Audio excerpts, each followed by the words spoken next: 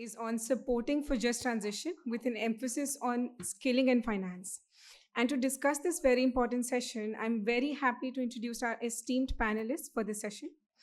I'm pleased to invite Mr. Gabriel Bodado. He's the Regional Skills and Employability Specialist, Recent Work Team for South Asia at the International Labour Organization. He provides policy advisory services to governments, employers, and workers' organization. Before joining the ILO, he spent over 25 years at the Technical Education and Skills Development Authority, TESDA, in the Philippines. We welcome you, sir.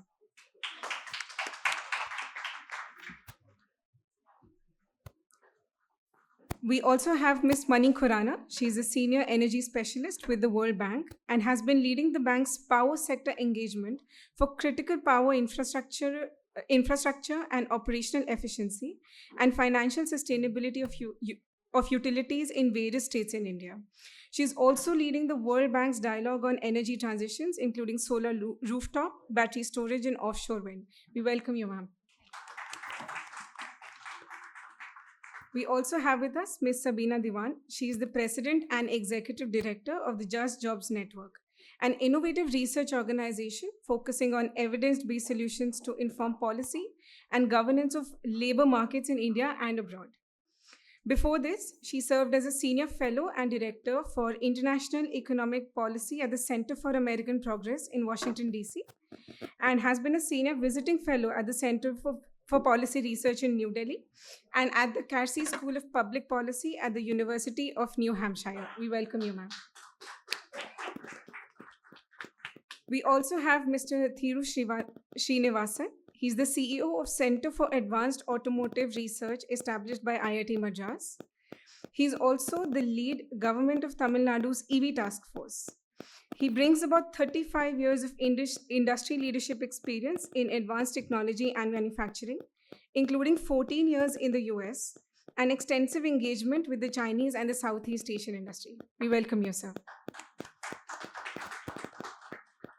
To moderate this session, I'd like to welcome Ms. Shrishta Banerjee, Director of Just Transition at iForest, who would be moderating the session. Over to you, Shrishta. Thank you.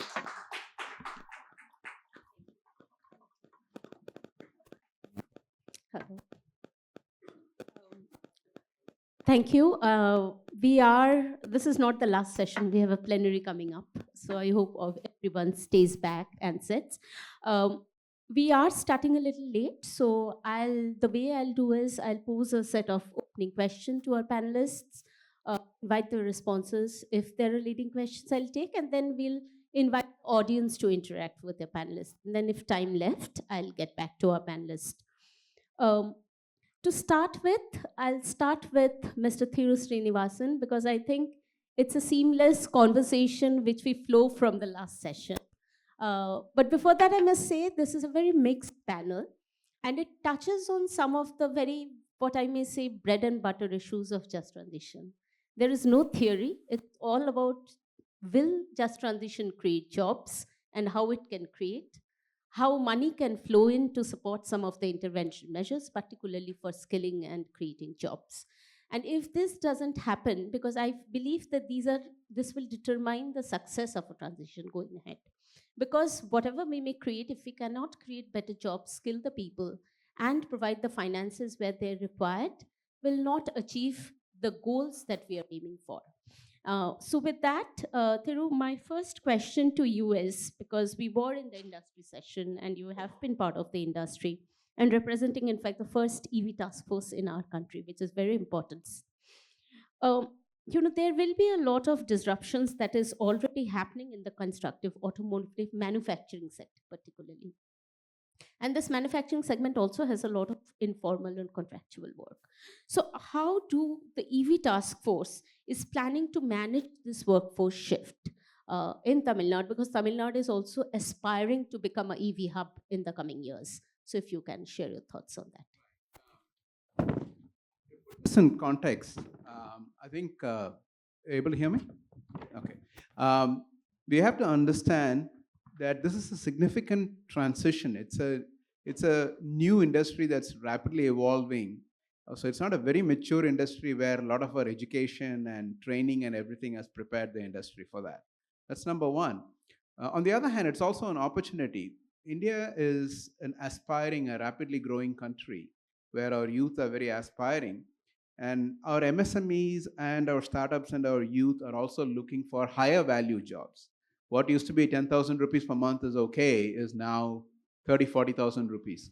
So not only we have the challenge of transitioning the workforce from a mature industry to a new novel industry that's rapidly evolving, we also have the challenge of meeting the aspirations of the youth and therefore the existing people who are employed in the industry. So what we do in Tamil Nadu is we have been looking at the various people who are employed today.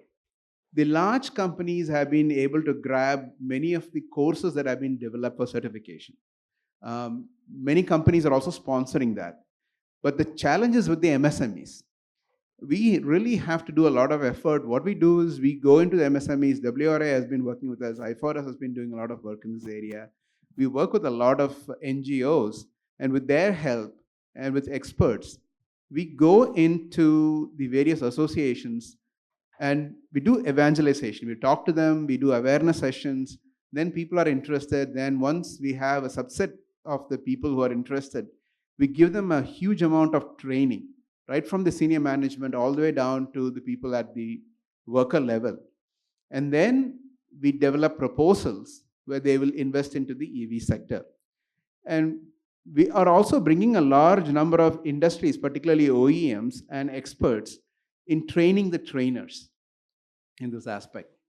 There's a Tamil Nadu Skill Development Corporation, which is a key part of the task force, just like the industries department is, MSME department is. They lead this effort. And we have Anna University, which is also an invited member. They are doing a lot of work on changing the curriculum. One thing that they have recently done, they've done a lot of things. One thing they've recently done is they've changed the curriculum such that the last year they only have to take courses in the first 3 months. So they have 9 months available to go reside in an industry and do a complete internship and a life project. And so this is something that we are utilizing for the EV industry. And for EV training, we are also funding. The government is significantly funding it. Many of the NGOs are funding it. And the policy-wise also, the government is giving some tax breaks in that area. So this is, in brief, what we are doing on the transitioning the workforce. More than the new employees who are coming out of the colleges, the bigger challenge is transitioning the existing workforce, particularly from the MSMEs. And that's where a lot of work is being done. And WRI and IFORS and others are doing a good amount of support in that area. Thank you. Mr. Bordada, I'll turn to you from where Thiru left. One of the challenges he pointed out is the focus has been particularly on the EV transition is the MSME sector. And we have, in fact, our representative from SIDBI, he told a very important thing that if you want a bottom-up transition, you must transition MSME. And when we speak of MSMEs, we are looking at a huge proportion of informal workers. I'm coming back to that. Now, you have been into, we have been looking into South Asia skills and employability from the International Labour Organization. And South Asia also has a huge population. And we need to cater to the aspirations. So the transition not only has to address their job loss, but also has to cater to the aspirations of the future. So from your experience in working with South Asian countries, can you share with us some of the experience of good practices or how this issue is being dealt with with some examples, if you may? Thank you very much for that question. First of all, let me thank the organizer in inviting International Labour Organization to be part of this panel discussion. Yeah. I'd just like to really have some context on the discussions I was listening since this morning. The key messages that we are really looking at is that the micro, small, and medium enterprises are heavily affected by the climate change, impact their resilience, productivity, and profitability. So this is really the key message. And on the positive side, the SMEs can play a crucial role in transitioning to environmentally sustainable economies by greening their business processes. However, there is a challenge for SMEs, like the barriers limited, such as the limited to access to finance, the technical skills, and market opportunities which hinder their ability to transition. Um, Also, let me just look at South Asia. South Asia, with the study from the World Bank, the IRENA, and ILO says that the region of South Asia, uh, the, the fossil or the polluted occupations are concentrated in one region, one area, one district, one state. While on the other hand, the green skills or the green jobs are scattered. It's not really positioned in one area. That's one. The second point that we are really looking at is people who are in the green jobs earn higher remuneration compared to others, and they are well educated. They have higher competencies, higher qualifications. And another context is that South Asia has a strong potential for renewable energy employment. Study by ILO last year with IRENA says that in 2023, India generated 1 million renewable energy jobs. Although China is the highest still with 7.4 million jobs, the total generated by renewable energy globally last year only is 16.2 million. So given that context, we're ready to look at the issues that facing in terms of skills development. If you look at the Paris Agreement, I think there's many of the national commitments under the Paris Agreement lack comprehensive training and skills development component. Which leads to fragmented coordination between environmental and skills policies. They don't have harmonized policies in terms of transitioning to green economy. Additionally, skills developments often overlook the vulnerable groups like the low skilled, which are heavily impacted in South Asia, the youth, and the women. So these are the key points that we have there. Another challenge that we're looking at is the developing countries may lack necessary infrastructure investment to support the transition. Given that recommendation, given that scenario, or how do you call it, the primary challenge, I think from the point of view of skills development, which we are trying to work in the regions globally, is really looking at equipping workers with the skills needed for the renewable energy and green sector. We're trying to look at the easiest, not really the easiest, the most economical way of providing or acquisition of skills, which is through apprenticeship. We had that kind of experience in Bangladesh, where we tried to develop the competencies of the rural workers in terms of doing the solar panels. I think it's one good example that we have. Although in here in India, I do not have that kind of intervention, but India is popular. I don't know if you're aware about the solar mamas, which started in, I think, Jaipur and Agra. I learned about that when my colleagues from Africa went here to bring some trainers to be trained on the concept of this solar mama by India. So I think that kind of really looking at experience with the key of saying that we need to formalize the informal sector to move them into the just transition. Thank you very much. Thank you. I'll come back to that point for you, but Sabina, turning to you, one of the things just was mentioned by Gabriel was green jobs is not just one type. It is various types. In fact, someone can treat recycling also as a green job, right? So now my question to you is that the Just Job Network is dedicated to improving work opportunities and also, evolving in the evolving global economy. And so can you give us some understanding or share some experiences on the network and some of the successful partnerships or initiatives that you have built or come across to support the transition to green jobs or green economy as we move on? Thank you so much, Shrestha, and congratulations. Congratulations on a very successful event. So, for those of you that may not know the Just Jobs Network, we are a research organization that focuses on what is one of the most pressing questions of our time, which is how do you create more and better employment and help workers transition in these times of unprecedented change, right?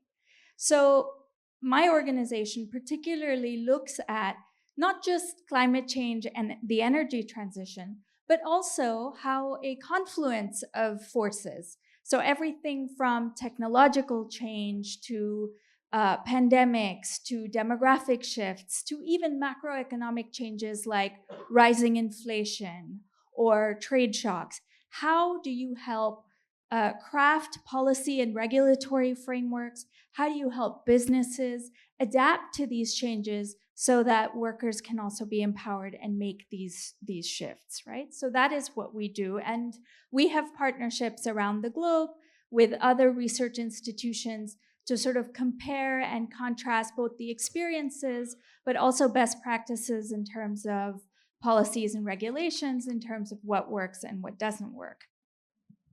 Now, of course, on this panel, I don't have time to go into all of these things in detail, but let me leave you with a couple of thoughts with respect to India, right? There is a tendency for us to try to separate out how climate change and the energy transition are affecting workers. We even go into detail of looking at it sectorally, for example, fossil fuel workers or how many jobs the renewable energy sector is going to create. But at the end of the day, we are actually looking at one labor market, and it's a confluence of factors that are creating a great deal of pain in the labor market and massive disruptions, right? So look at the labor market in India. We've seen rising labor force participation rates, but most of that is actually women in agriculture, which is a sector characterized by low value add, low productivity, bad quality, informal employment, right? So we can look at it and say, oh, this is a positive indicator, but actually, if you look closely at the data, it points to an ailing labor market. Informality has gone up from 68% in 2018, 2019 to now 73%. This is informal employment. More than half of workers in regular wage employment don't have social security of any kind, right? And I can go on and give you more data that shows that our labor market is really struggling. Now, whether a worker is laid off because a factory has robotized, or whether we are shutting down a coal mine and that worker becomes unemployed because we've shut down the coal mine, at the end of the day, what really matters is having a comprehensive social security and social protection architecture. So the education and skills systems, the healthcare systems that can actually help these workers transition. So while you want me to sit here and tell you that we can talk about a green just transition fund or other micro initiatives that help workers transition, at the end of the day, something that is as big and as unprecedented as this, we don't get through it without comprehensive architecture that helps workers transition. Again, by that I mean education systems, skill systems that works, and I'm happy to go into detail about all the ways that our skill system is broken. Looking at healthcare and providing healthcare and access to healthcare, looking at effective and appropriate labor market protections, and all of which that will help workers transition. So that is the one big lesson that I would like us to sort of get behind and move away from these fragmented, siloed approaches to trying to address what is a big labor market challenge. Thanks. Thank you. Mani, now turning to you, because I think there are many things which has come up, but one of the fundamental things that holds everything is who is going to pay for it and how. And there are multiple mechanisms, but one thing which is clearly emerging constantly is the role of banks, both multinationals and as well as DFIs. The question, one of the key challenges of financing just transition measures has been what to finance. And this is a roadblock, and there are conversations around it. But recently, the World Bank has launched the Just Transition Taxonomy. And there are 3-4 pillars to it, and one of it is to support peoples and communities. And can you provide an understanding, Mani, how do you envision this taxonomy in supporting just transition financing, particularly with a focus on people and communities and the opportunity of creating employment opportunities? Thank you. So how do I start? Let's start from, World Bank has been supporting coal mine closures and coal plant closure for a long time. But it's only in 2000s that we actually looked at the countries we had supported and other countries which were not supported by World Bank to learn from the experiences and the mistakes. Because at that point of time is when the GIST came into the transition as well. And what we realized when we saw the experiences, one of the things was that the stress was not on the reskilling. What we gave were packages at that time where the people actually, and when the surveys were done, we found out people went and bought a TV or something, but nothing to sustain themselves about the employment. Who would actually generate where would the income come from? So the reskilling conversation actually started in the 2000s. And so I think it was 2019 that we came up with a report where we figured out, we basically did the experience of 4 countries that World Bank supported, 4 which were not supported. And the people and communities, as I said, came out as one thing. And the second thing, which was very clear, was something about the environment. Environment was not given that much of importance earlier. And that's when World Bank actually made the 3 pillars, that any other support that we give in this area would cover 3 pillars. The first pillar is about the institutions. I completely agree, which was said by a panelist. It's not one thing, that skilling is not the only thing which has to happen, right? There is an entire ecosystem which needs to be created to make it efficient and sustainable. When the support that you said, Shrestha, goes out of it also, these institutions have to live on, and because it's a long journey ahead. Second was the people and community. We are just not looking at the direct workers. We have to look at the indirect workers also. We have to look at the induced workers also. There's an entire communities which comes around when a coal mine has been set up there, which is completely dependent on that coal mine. What happens to them? How can they be reskilled, upskilled? And the third pillar is basically about the repurposing of the mines. And frankly, the pillar 2 and pillar 3 are very closely linked to each other, because when you do the repurposing of that mine into a productive use, these second pillar, people and community, can be actually reskilled for that. They'll need the people, and these people are looking for jobs. It's a win-win situation if this planning is done right and not in a hurry. That is the main thing. And this report that you're referring to, basically it came up because of that very question. Suddenly questions were raised. Will any investments in people and community be actually related to just transition, energy transition? So what it actually sets out to do is define the eligible investments, as you may call them, that these are all related to energy transition, and so that it is also that the private capital starts flowing into them. It's almost making sure that any ambiguity which lies that are these actually eligible investments for energy transition, that is removed. And you clearly define that, yes, any kind of investments done under these three pillars will be a part of the energy transition. Maybe, Mani, I'll just elaborate a little bit, maybe 2 minutes of yours more. So is it going to help other financial institution as well? Like, this is a taxonomy now, proposed by the World Bank, but what about the other MDBs and other banks? Are they going to adopt it? Yes. So there's a lot of dialogue happening on that front, and it will slow. So this is something where you socialize everything once a concept is there. That is happening. But actually, the aim is very simple. Not only the multilateral, bilaterals, but also going forward, as I said, the private capital. It is very important. Everything cannot be done. The third pillar, frankly, and because the second and third pillar are linked, the third pillar can really look at private capital. Why not? These are like vast tracts of land available. If your remediation is done right and the environment concerns are taken care of, there is no reason why these land cannot be gold mines by the end of it. It's just about doing it right. True. Thiru, a little slightly related to what we have been discussing. One of the things is that there is a lot of informal and indirect dependence on any sector that we speak of, be it coal mining, be it thermal power, the entire supply chain. And the difficulty in transition is about this set of people.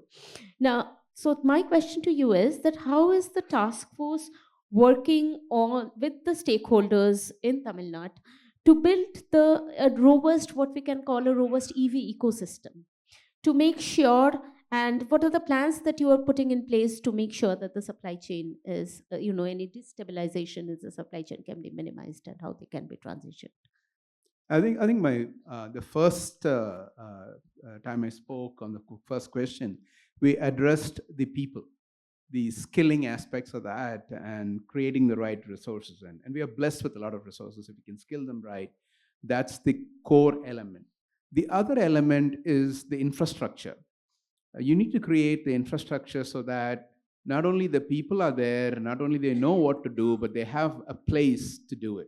For example, common facility centers, labs. Tatas have worked with Tamil Nadu government and established 72 polytechnics, labs where electric vehicles are introduced to them and they can do things with them. And God bless Tatas for doing that. And so other industries are also coming and creating labs. Tamil Nadu government, along with industry, has established a common facility center for developing motor testing and power electronics testing, so that the Coimbatore region, with all that skilling that we have done, can now move on to creating products and getting into it.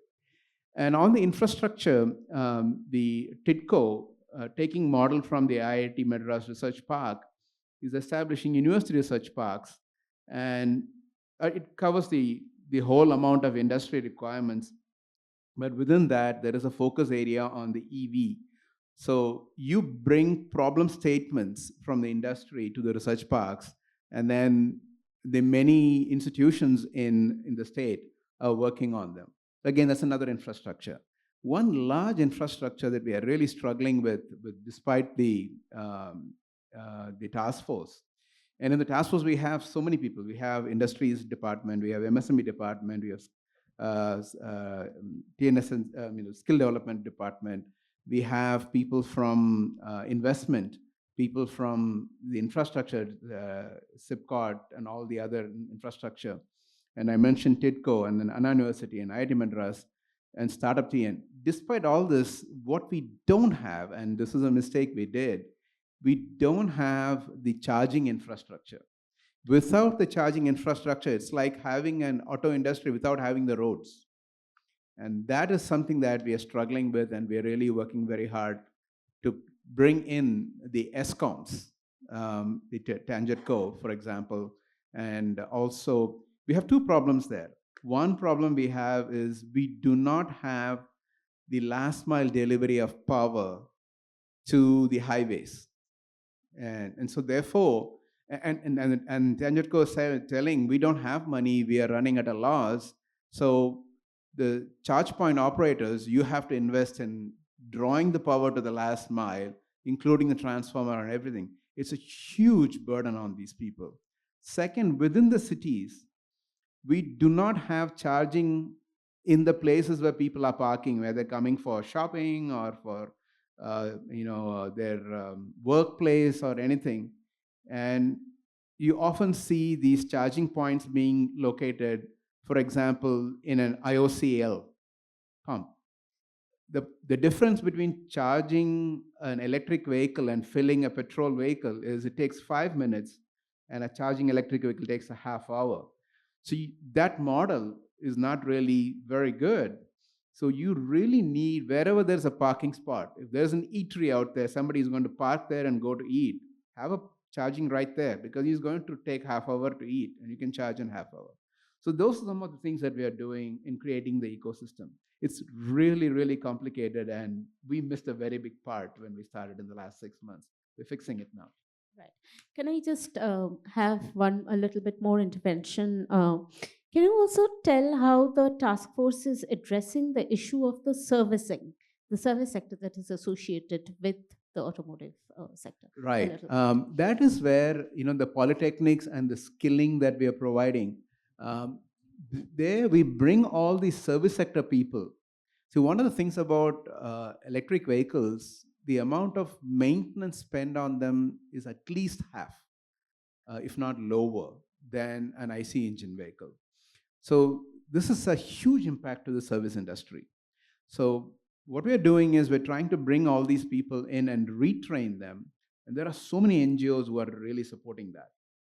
So money is not the problem here. It's getting the right skilling centers and the labs.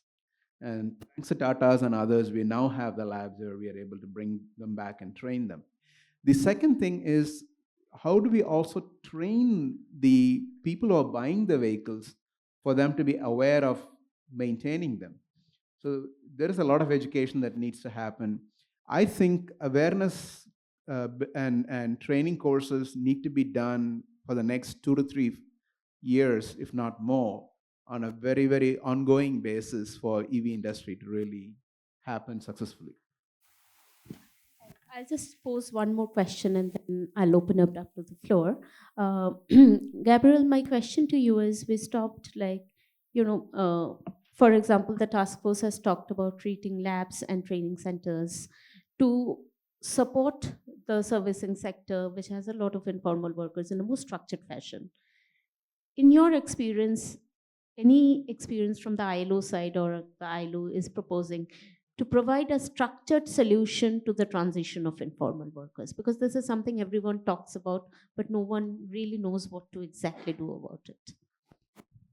Yeah, if you're talking about the informal sector, as colleagues had mentioned, that skilling is not really the solution per se. It's really a combination of one, people or workers in the informal sectors really has to emphasize on giving social protection, which ILO is advocating.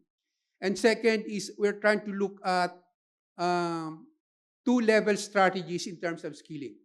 The first one is the short-term strategy, where we look at really providing direct skills or competencies to the affected workers in the informal sector, for them to transit to a new job.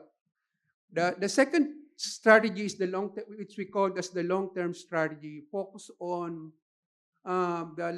strengthening the lifelong learning mechanism of a member states or of the country, wherein most of these workers in the informal sector have their competencies, but the only missing point is that it has not been recognized or formally qualified. So what we are trying to look at is, like India is doing it now. You have the micro-credential, the credit transfer, where we can use that in terms of formalizing the workers in the informal sector. So these are the two strategies that we're trying to look at. at the level of the institutions, we are looking at providing capacity to the member states. By the way, when we talk of ILO is a institution of the United Nations system, wherein there are 187 countries, member states. We try to provide them, they're trying to look at the policy towards decent work. And decent work, like last year, the ILO has developed or has agreed on a resolution to just transition. So the 187 member states of ILO agreed on that and really looking at the COP 29 in Baku, Azerbaijan, to influence the member states in looking at a master plan or at the national level or a member state level for creation of a decent and quality job. So I think that really looks at, I think that's the macro. What I mentioned earlier are really focusing on the interventions, the immediate interventions actually at the member state. Sabina, my question to you now is, like informal workers, another issue that it is becoming very important is how do you address the issue of gender? Because we all know that the next low carbon economy is likely to be a more high tech economy than what we are. And particularly in countries like India and many more developing countries, women with lower education levels or skill levels often than men are likely to be left out further unless we have a very structured. But it is also very interesting. I don't think there is a big clarity on what do we mean by gender responsive just transition. So can you really pinpoint 2-3 critical elements to ensure how women can be integrated and benefited? So, Shrestha, if you'll allow me, I just want to also add a little bit to what Gabriel said on the previous question, which I think that in India, one of the things that I've been trying to write more about is the fact that we have a tendency to take a very fragmented approach to providing social security in particular to unorganized workers. So we want to do bills that look at gig workers, or we want to specifically focus on building and construction workers through a welfare board system. This is hugely problematic because if you look at the track record of this kind of fragmented system to provide sectoral coverage to the informal worker, it actually is highly inefficient and many workers fall through the cracks, right? So one point that I really want to make is if we want to address the informal employment and workers in the unorganized sector, we again have to think about it in terms of more streamlined systems, looking at how we can actually collapse the state welfare boards, how we can look at taxation, how we can look at simplification of existing schemes to come up with an iteratively universal system that can cover more and more workers in the unorganized sector, rather than taking a fragmented approach. And I think just adding to what Gabriel said, I think that's really important. Now, very quickly, to get to the gender question. So we know that as we rebuild this economy now with all of the existing disruptions, so whether it's because of technology or climate change or the energy transition, we're seeing a complete upending of existing systems and new economic systems emerging. We know that we are at grave risk of replicating many of the same biases that already exist, and not just in terms of gender, but also in terms of other social groupings. So women are often relegated to the worst quality jobs. There's plenty of research that also shows that women are disproportionately represented in the informal sector, that they are more vulnerable to shocks and disruptions. So again, as all of this change is happening, women are much more susceptible, and we need to be very conscious of this. Now, we need to be conscious of this in 4 ways, and I'll go very quickly because I'm conscious of time. One is that there's a tendency to kind of think of things ex post as opposed to ex ante. So we'll make the policy and then we'll realize that, wait, it's not working for women. So now how do we tweak it to make it work for women? And that just, I can give you lots of examples. So what we actually need to do is to think about how we can fold in gender inclusion and equity action ex ante in the design stage of policy and budgets, right? And that's not just relegating what we call, gender budgeting. So, let's do a little bit of skilling for women, or let's do, maternity. I'm not knocking those. They're really important.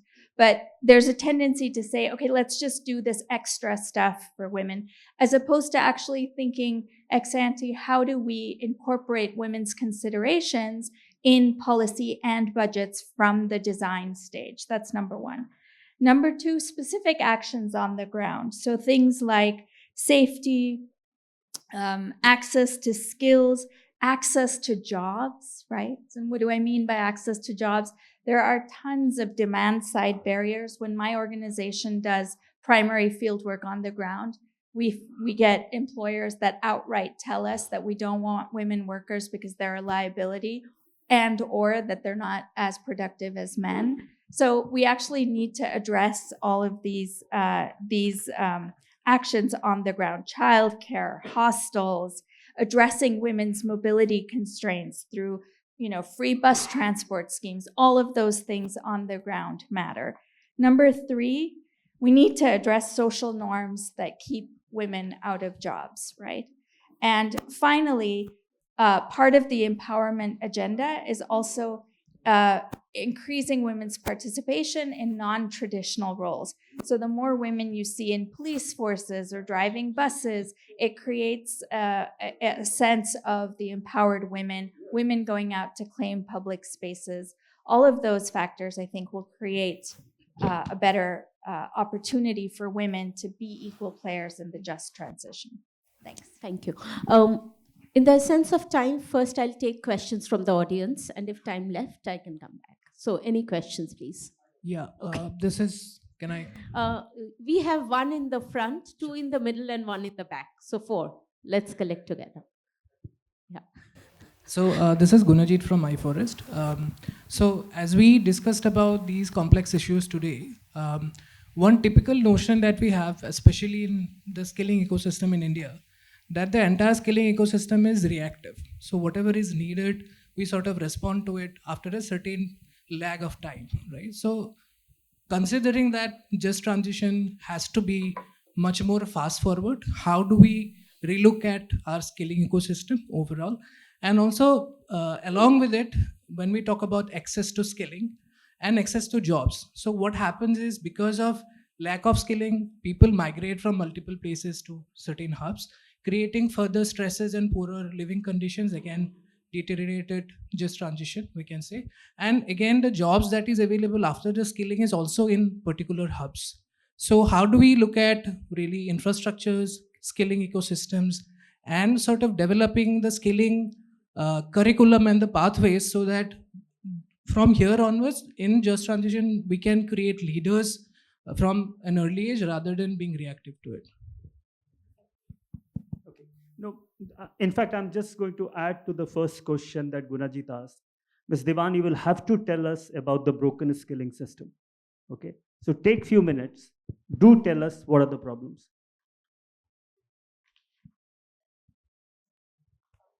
Can I add my question? Yeah. Is it related? Then we can take together, otherwise we'll first request her to Yeah, respond. it's actually relative, particularly the question of proactiveness. I'll take the example of the ICE to EV transition. We all know that certain processes in the traditional ICE industry is continuing to be relevant in EV.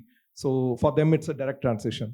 But for certain processes and the components and the manufacturing industries behind, they may not find opportunity in the EV industry at all.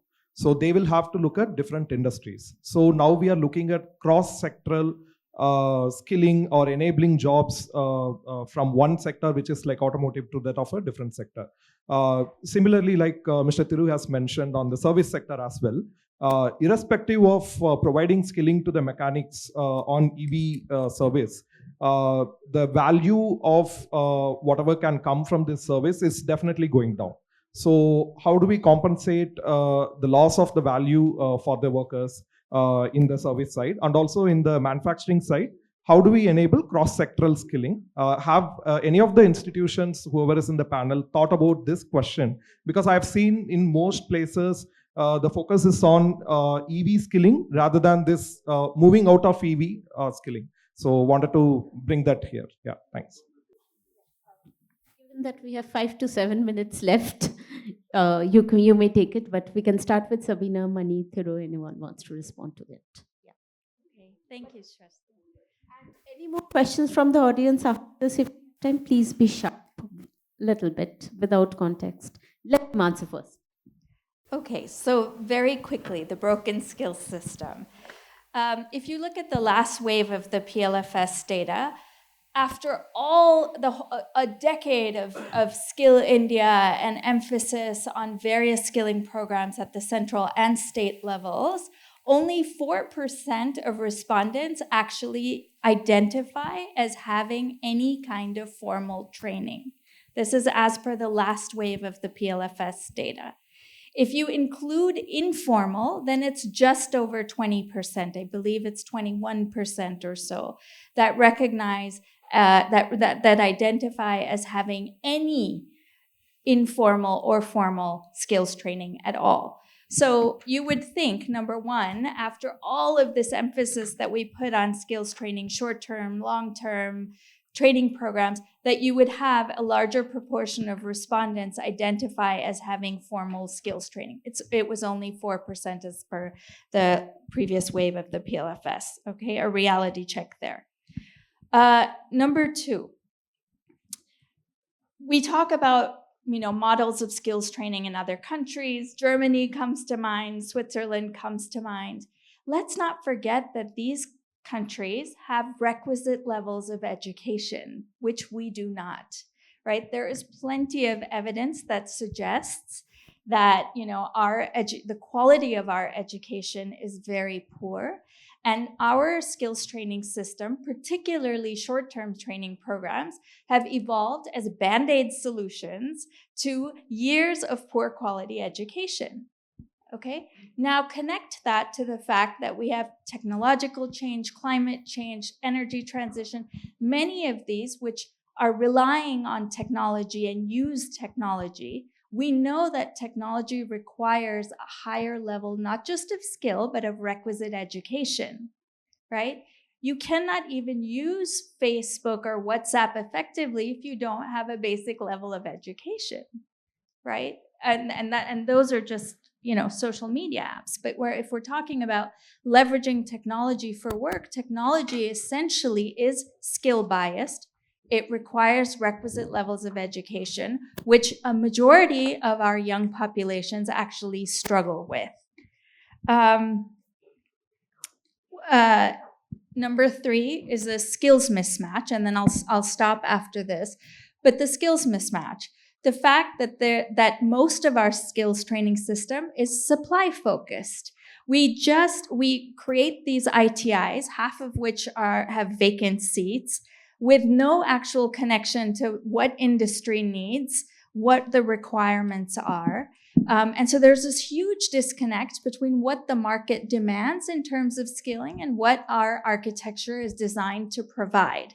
And this is both at the central and the state level. And then, of course, there's what can you train? What are you training for? Women are being trained for gender normative things, sewing, beauty, gender normative sectors, as opposed to, being encouraged to go for non-traditional gender roles. So even within this sort of mismatch between supply and demand, the supply side focus really is creating a lot of problems of disconnect. So we have labor shortages in the private sector, even when we are a labor surplus country, right? So that now the one bright spot here is the fact that we have a national education policy and a national curriculum framework that actually is trying to integrate education and vocational training from the foundational stages up, right? So that we aren't just adding and like slapping on skills training to a poor quality education system. We're actually trying to integrate it. The problem is that this is a long-term effort. You don't do it like this. And the need is very urgent, right? So on that very pessimistic note, I'll stop there. But I did want to ask you, sir, about what your idea is of the requisite level of education required to participate in the transition from ICE to EVs. I'll also try to answer some of the other questions that came up. To immediately answer this question, this varies at various levels. And that is what we have been able to really develop. And a lot of thanks to WRI on structuring this and some of the experts that we were able to bring. The type of awareness and skilling that you need at the investor level, the people who run the companies, at the there's line managers, the senior managers, and the people at the supervisor level and at the direct labor level or indirect labor level is very different. And you have to really structure these reskilling differently. So that's what we have realized, and that's what we have been able to do, and that seems to be working fairly well. But to answer the other question, the task, forming a task force and saying that we want to be transitioning from ICE to EV itself is a very proactive step. And because it's proactive and we know that we have set targets for Tamil Nadu, we're looking at a $40 billion industry, plus an additional $29 billion of related. So it's about almost $70 billion industry. So we have estimated 30 to 40 different types of job skills that will be required and a certain quantum of them. We may be wrong a little bit by 10, 20%, but we have identified them and we are proactively working on them. And we are also working on skilling the trainers, train the trainers first so that we can scale it up very quickly, because just the NGOs and the government can't do it. We just have to create the first layer.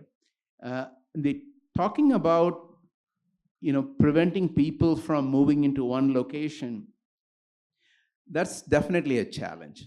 One thing that I know Tamil Nadu is doing it tries to create jobs across the state. There was recently a study that showed that in many of even the developed states in the country, 4 districts account for about 50% of the jobs, industrial jobs. And in Tamil Nadu, it's close to 10 districts. So I think there is a conscious effort to push the industrial development across the state. For example, we invited VinFast to come to Thoothukudi region, which is the southern part of the region where there is no industries today. Most of the people work in the Gulf and other places because there are no jobs there. So, and we are tasked to create a complete ecosystem in that region. So I think you have to consciously work to spread the jobs across the state. Otherwise, there's a very strong tendency for companies to pile up in the same place. So we need to do that. I'll stop with that.